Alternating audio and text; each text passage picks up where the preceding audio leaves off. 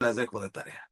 Mi querido Molay Más Ontiveros, te agradezco mucho que llegues a este último programa del 2025. Tú sabes que se te quiere, se te respeta, se te admira. Te abrazo a la distancia. ¿Cómo estás, mi querido Molay? ¿Qué tal, Vicente? Bien, bien. Acá, escuchando pacientemente la noticia, informándome a través de Sin Censura. Esto. Oye, querido Molay, creo que debe de ser un programa de reflexiones y tú eres muy bueno para las reflexiones. Te agradezco tu paciencia. Escuchábamos las reflexiones de Ricardo Peralta, después de escuchar las reflexiones desde muy temprano de otros compañeros y Claro. amigos, y no puede faltar la tuya para cerrar este 2025 rumbo al 2026, Molay. Pues cerramos a tambor batiente, ¿no? Por un lado, los éxitos del sexenio. Nadie puede negar que el gobierno de la doctora Claudia Sheinbaum es un gobierno que tiene mucho éxito.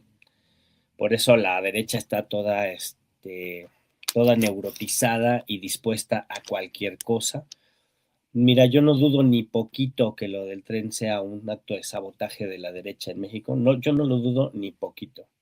No tengo pruebas, pero tampoco tengo dudas, porque engarza perfectamente bien con todo lo que han dicho, con todo lo que han afirmado. No creo que sea el primero, ¿no? Ojalá sea el último, pero no lo dudo ni poquito. Pero ¿por qué pasa esto? Pues porque están desesperados, porque el gobierno de Claudia es un gobierno que ha roto récords internacionales, que está reconocido a nivel global como una gestión exitosa. Es un gobierno que, al contrario de lo que pasa con Donald Trump, el gobierno de Donald Trump también tiene poco más de un año y pareciera que ya pasaron 10 años de todo lo que ha destruido, de todo lo malo que ha sido para el mundo y para su propio país, todo el dolor que ha causado. Pareciera que han pasado 10 años de brutalidad, de ocurrencias, de imbecilidad, de ignorancia, de un personaje que es repugnante, es asqueroso, es miserable, ¿no? Y al contrario, en sentido absolutamente inverso, poco más de un añito que lleva Claudia Sheinbaum en el gobierno y parece que han pasado 10 años por las profundizaciones, por las transformaciones, por programas sociales, ¿no? Por los resultados económicos que se están viendo en la vida de la gente, ¿no? En el gobierno de Claudia Sheinbaum es donde hemos recibido los resultados más potentes de la gestión de Andrés Manuel López Obrador, ¿no? A mediados de este año se supo estos resultados de la salida de 13, un poco más de 13 millones de familias de la pobreza, ¿no? Una cifra excepcional que denota una tendencia por primera vez en la historia en América Latina, por primera vez en la historia de nuestro país, una tendencia a la eh, recuperación de la igualdad social, cosa que desde la colonia, desde tiempos coloniales no habíamos visto, salvo en el interregno que significó la sustitución de importaciones y el desarrollo estabilizador de la época del Priato, ¿no? Estamos hablando de los años 60, 70, ¿no? Pero fuera de esa época no habíamos visto una recuperación de los salarios reales, no habíamos visto una disminución de la línea de la desigualdad y mucho menos habíamos visto que la gente saliera de la pobreza. ¿Cuál es la gran diferencia de esa época del desarrollo estabilizador con la cuarta transformación y con el gobierno de Andrés Manuel López Obrador y de Claudia Sheinbaum? La gran diferencia es que esto se está logrando en democracia y se está logrando con una participación más involucrada del pueblo de México, ¿no? Y se está logrando con un proyecto que el pueblo eligió y con un proyecto que el pueblo apoya, ¿no? Y que el pueblo está observando, está siguiendo y que puede, en el momento en el que lo desee, cambiarlo, transformarlo, intervenirlo, superarlo, ¿no? O apoyarlo, seguirlo empujando. Entonces, estos éxitos son éxitos que se cosechan del gobierno de Andrés Manuel López Obrador, pero son éxitos que tienen una revulsión muy interesante con el gobierno de Claudia, pues están dando grandes resultados para nuestro país, ¿no? Y eso pues se va a verificar en las urnas en el 2027, no me queda la menor duda, y está cambiando totalmente el rostro de nuestro país, ¿no? En términos económicos, en términos políticos, en términos culturales, vamos a ver, porque los procesos culturales son procesos mucho más lentos, mucho más de largo plazo, ¿no? Yo digo que estamos en un momento muy interesante de nuestra historia, en el que nosotros como seres humanos conscientes, habitantes de este entorno que es nuestro hermoso país, pues estamos frente a tomar decisiones, ¿no? Si queremos que esta transformación sea una transformación coyuntural, ¿no? De época, o si queremos que sea una transformación estructural, ¿no? De largo plazo. Y ahí es donde se dan los cambios culturales y los cambios de la conciencia de la gente, y en donde tenemos la oportunidad de expulsar totalmente de nuestra forma de entender la vida el neoliberalismo, la explotación, la desigualdad, el racismo, el clasismo, la discriminación en todas sus formas, ¿no? Las lógicas de la dominación y las lógicas de la explotación, ¿no? Si podemos transformarnos culturalmente, éticamente, socialmente, para ir superando una sociedad que normaliza el mal y normaliza la explotación y la desigualdad, ¿no? Y ir más bien normalizando la solidaridad, la sororidad, la fraternidad, la igualdad, la redistribución de la riqueza y la democracia radical, ¿no? Entonces la cuarta transformación abre esa perspectiva, ¿no? No quiere decir que ya está ganada, que ya la tenemos, que ya estamos ahí, no, no, no, quiere decir que se abre esa oportunidad, ¿no? Y entonces, gracias a que nuestro pueblo intervino en la historia, transformó su forma de hacerse gobierno y abre estas oportunidades a partir de una gestión espectacular de la doctora Claudia Sheinbaum, y también debe decirse, ¿no? También un trabajo político muy complejo, ¿no? Una ingeniería política muy, muy bien elaborada dentro del poder legislativo, ¿no? Que gracias a eso tuvimos las reformas que permitieron, por ejemplo, la renovación estructural del poder judicial, ¿no? Que es un gran aporte a la democracia del mundo, ¿no? Se dice fácil, pero la nueva ley del Poder Judicial y el nuevo Poder Judicial y el carácter democrático del Poder Judicial, esa elegibilidad de las autoridades judiciales y del máximo tribunal, esa es una aportación histórica para la historia de la democracia de todo el planeta, ¿no? A partir de este cambio que hizo nuestro país, y repito esto, y se logró gracias a que tuvimos una mayoría en las cámaras, una mayoría, una capacidad, una buena correlación de fuerzas en el poder legislativo y la capacidad de construir mayorías parlamentarias, ¿no?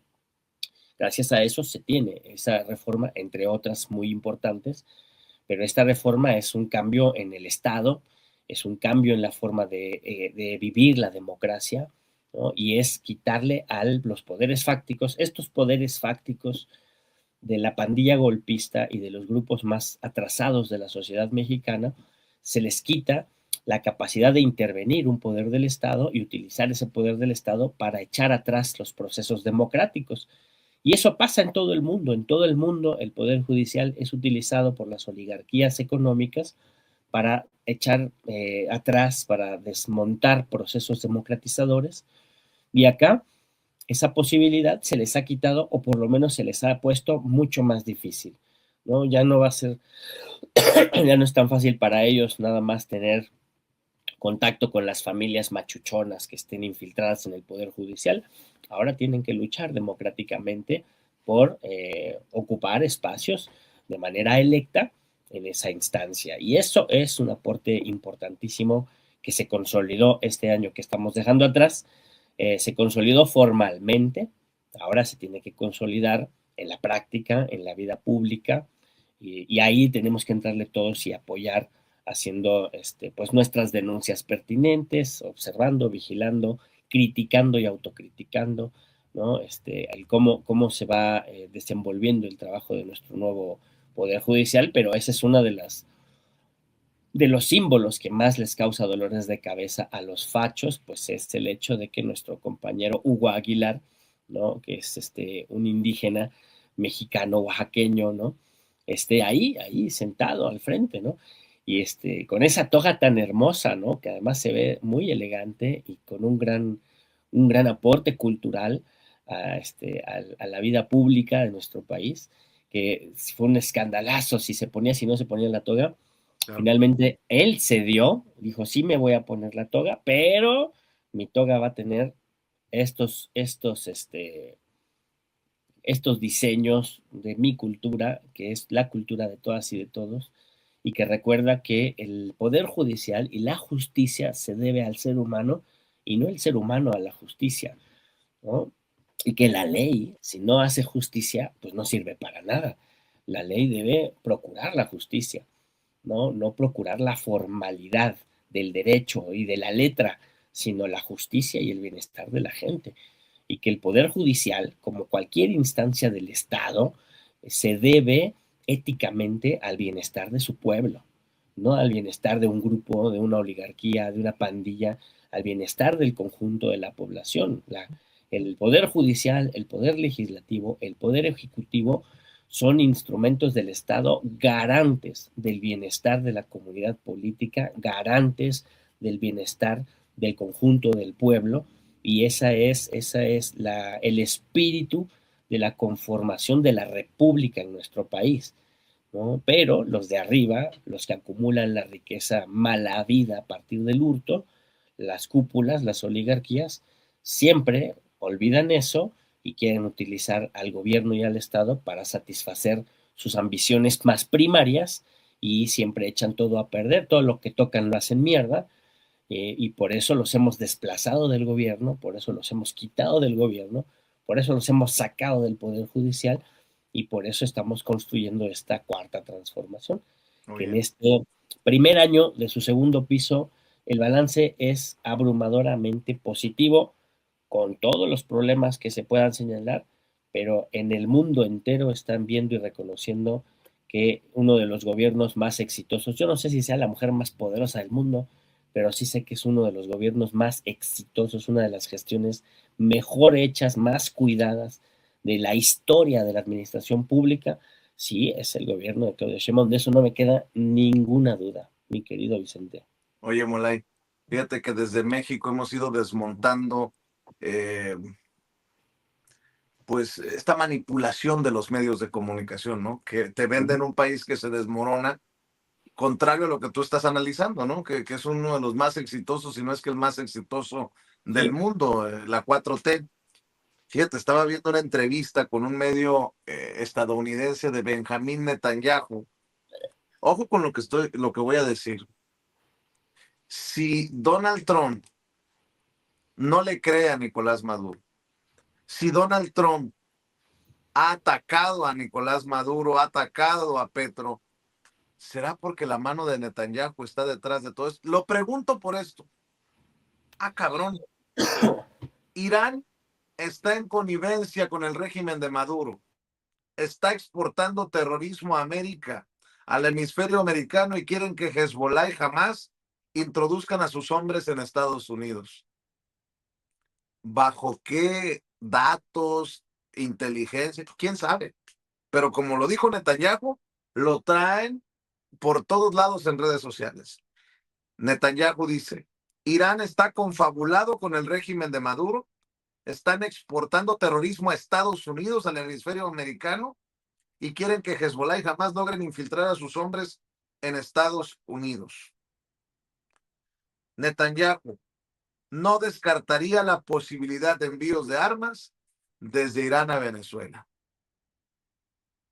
Me suena a manipulación. No sé tú qué pienses, mi querido Molay, pero ojalá que la gente de esta audiencia diferente, inteligente, de Sin Censura, esté despierta. Además, aquí no voy a defender a nadie, ni voy a decir que no tienen la razón, capaz tienen inteligencia, pero que den los datos, y los periodistas nada más están para Sí, señor Netanyahu, pongan esto, muévanlo en redes, hablando de intereses, hablando de oligarquía, hablando de manipulación y hablando de todo esto, desde México, cómo hemos ido desmontando. Bueno, pues ojalá que sirva también para que en otros lados se vaya desmontando pues esta manipulación. Esa es mi opinión y ahí te la dejo para la reflexión final, Molay. Sí, pues totalmente hay que ser muy críticos de esto que recibimos, ¿no? Porque ¿quién es Netanyahu? Netanyahu no es ninguna autoridad democrática, Netanyahu no es ninguna autoridad moral, ¿no? Netanyahu no representa una democracia, Netanyahu representa una dictadura terrorista, ¿no? Representa uno de los, hablando por ejemplo de las mentiras o las verdades en la comunicación, pues uno de los aparatos de propaganda más agresivos que hay en el mundo es justamente los aparatos de propaganda sionistas que encabeza Netanyahu, ¿no? Las campañas más violentas que se pueden ver en X y en Facebook y en Instagram y en los medios masivos de comunicación. Los medios de comunicación oficiales, digamos, corporativos, empresariales, están absolutamente controlados por el sionismo y se dedican a mentir sistemáticamente, tratando de instalar tres mentiras fundamentales. Una de ellas, que el Estado sionista genocida tiene algo que ver con la recuperación del pueblo judío después del holocausto de la guerra de mediados del siglo XX. Son dos temas absolutamente separados, no tienen nada que ver. El ente sionista responde a intereses oligárquicos, coloniales, imperiales, ¿no? Y es un pie de playa del imperialismo occidental, que no tiene ningún vínculo con los terribles acontecimientos de mediados del siglo XX, pero propagandísticamente lo articulan. Primer gran mentira, que se dedican a instalar con películas, con documentales, hasta con arqueología, ¿no? La falsificación de la arqueología. Toda la arqueología que sale de la propaganda israelí es pura mentira, arqueología, ciencia diríamos, ¿no? La arqueología, la historia que sale de los aparatos académicos israelíes sionistas son pura mentira, pura invención. Se encuentran una piedrita y dicen, ah, mira, esta piedrita, sí, esto fue del templo del rey David, y lo ponen en un museo. Piedrita del templo del rey David, el templo del rey David estaba aquí. Pura mentira. Y así.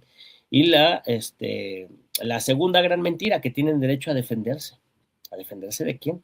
A defenderse de los palestinos. Pues si los palestinos tienen más de 2000 años viviendo allí, ustedes llegaron de Europa a invadir su país. No, pero la propaganda, la Hasbara, se dedica a instalar la idea de que ellos son el pueblo elegido de Dios. Venga, fíjate, aquí ya salimos de la propaganda hacia la teocracia, hacia la imposición de una concepción teocrática de la realidad, en donde si tú no estás de acuerdo con mi religión, pues yo te puedo matar. Fíjate, y entonces regresamos a épocas de hace más de 2000 años. O sea, estos cuates tienen la mentalidad instaurada en la antigüedad más arcaica, ¿no? Y su propaganda política y agresiva la convierten en eso, ¿no? En la instauración de mitos, en la imposición de su religión, pero además en la imposición de un régimen supremacista racialmente, la imposición de un régimen de apartheid en contra de la población palestina, incluso el apartheid en contra de poblaciones judías no blancas también, ¿no? Y la imposición de un sistema genocida de exterminio del pueblo palestino, ¿no? Y eso, pues, un líder que representa ese sistema de aniquilamiento y de opresión, ¿qué autoridad tiene para venir a hablar de países latinoamericanos? ¿No? Y luego vamos a la otra, lo que tú dices, esto que dice Netanyahu, de si Venezuela tiene relación con Irán y con Hezbollah y con los Reyes Magos y Santa Claus, pues a ti te vale madre, Netanyahu. Porque, a ver, si Venezuela tiene relación con Irán y si pasan armas de Irán a Venezuela y de Venezuela a Irán, pues es en el marco de sus relaciones internacionales, porque estamos hablando de dos estados soberanos y libres, ¿no? Nada Pero es más la que, idea del policía del mundo de Estados Unidos, ¿no? De exactamente, Netanyahu. Exactamente, Netanyahu nos quiere meter en su idea absolutamente maniquea y perversa de que ellos, los genocidas blancos, son los buenos y todos los demás, todos los que estamos en la periferia, todos los que resistimos, todos los que hemos sido saqueados y explotados, pues somos los malos, ¿no? Ellos defienden la civilización, nosotros somos la barbarie, ¿no? Y entonces nosotros como países desarrollados, como países soberanos, como países libres, que tenemos petróleo, que tenemos energéticos, que tenemos nuestras mercancías, no podemos comerciar con otros países porque para ellos eso es terrorismo, ¿no? Si uno ejerce su independencia, si uno ejerce su libertad, si uno ejerce su democracia, eso es terrorismo para estos fulanos, ¿no? Y pues están bien pendejos, ¿no? Porque claro que sí, claro que Venezuela comercia con Irán, claro que Irán comercia con Venezuela. Y Irán tiene alta tecnología en la fabricación de drones y en la fabricación de un montón de herramientas militares que, por cierto, han doblegado los domos de defensa aérea israelíes que se decían impenetrables, que decían invencibles.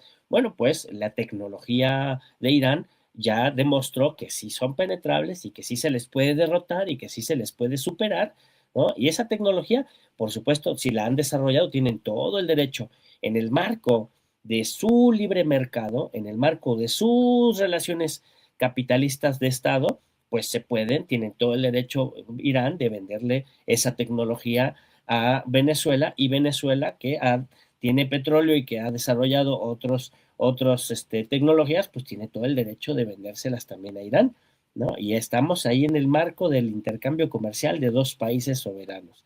Ahora, si Hezbollah quiere entrar en relación con Venezuela y Hamas quiere entrar en relación con Venezuela, pues la pregunta sería, ¿quién es Hezbollah y quién es Hamas?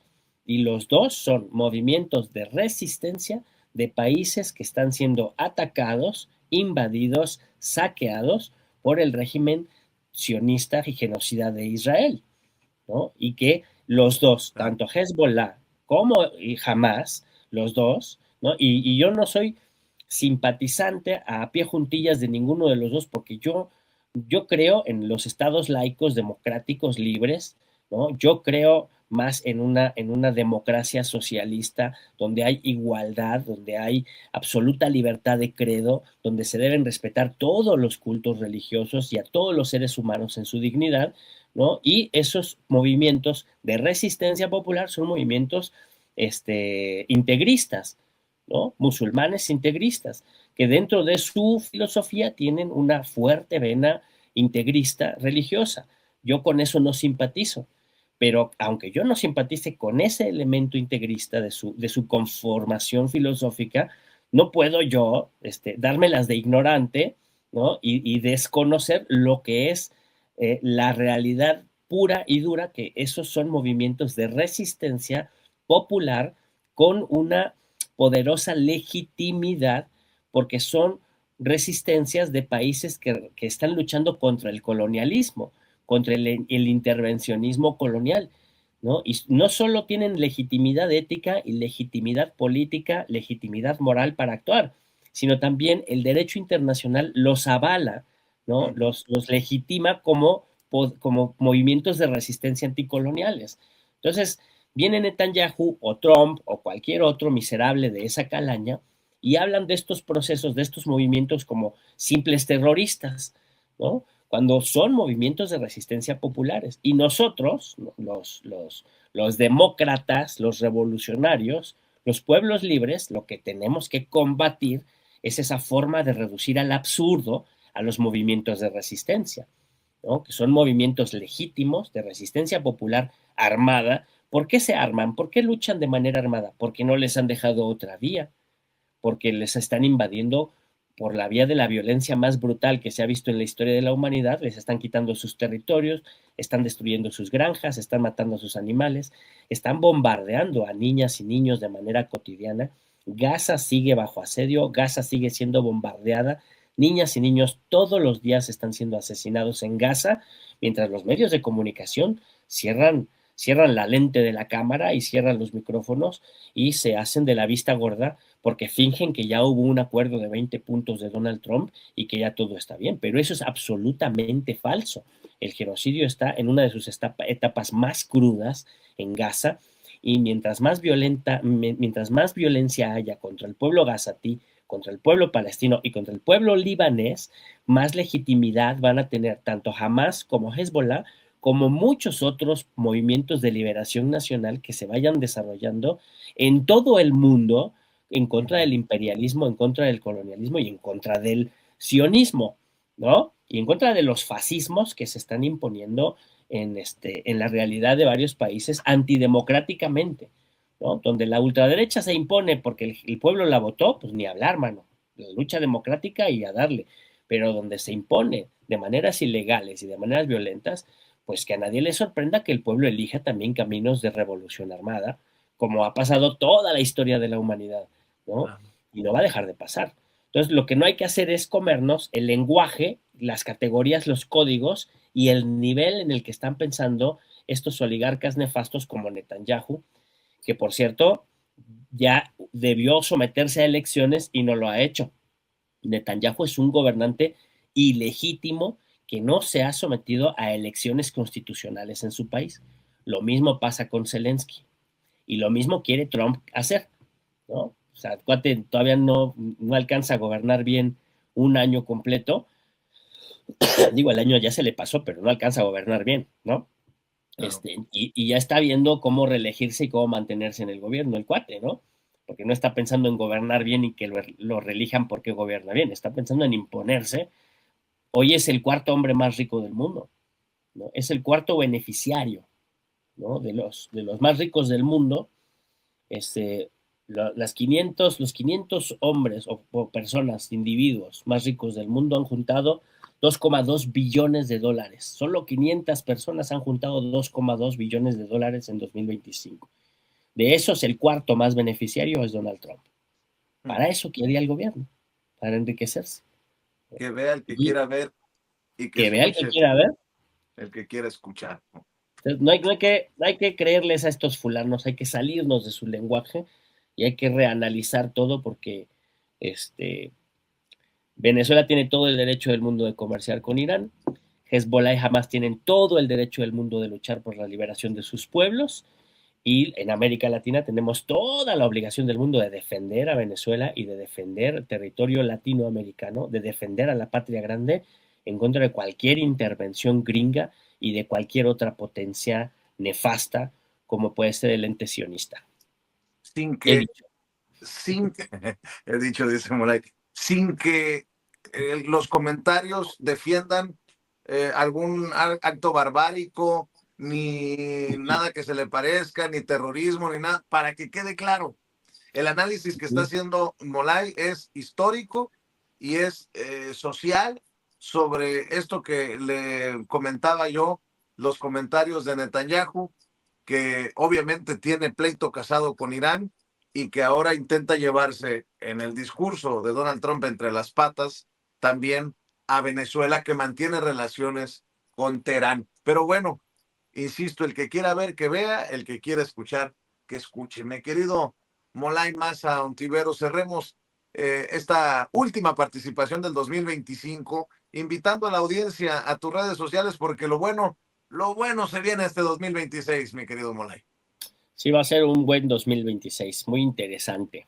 Y todos hay que estar muy despiertos, muy activos, muy movilizados, muy organizados para participar en todas las tareas que podamos para profundizar la transformación acá en nuestro país, para estar cada vez más organizados, con mayor capacidad de movilización y de respuesta frente a las ofensivas reaccionarias, pero sobre todo cada vez más conscientes. Eso es fundamental, desarrollar la conciencia crítica, la conciencia que nos permita entender la realidad y una conciencia libre que nos permita actuar para transformar esa realidad para el bien de todas y de todos, ¿no?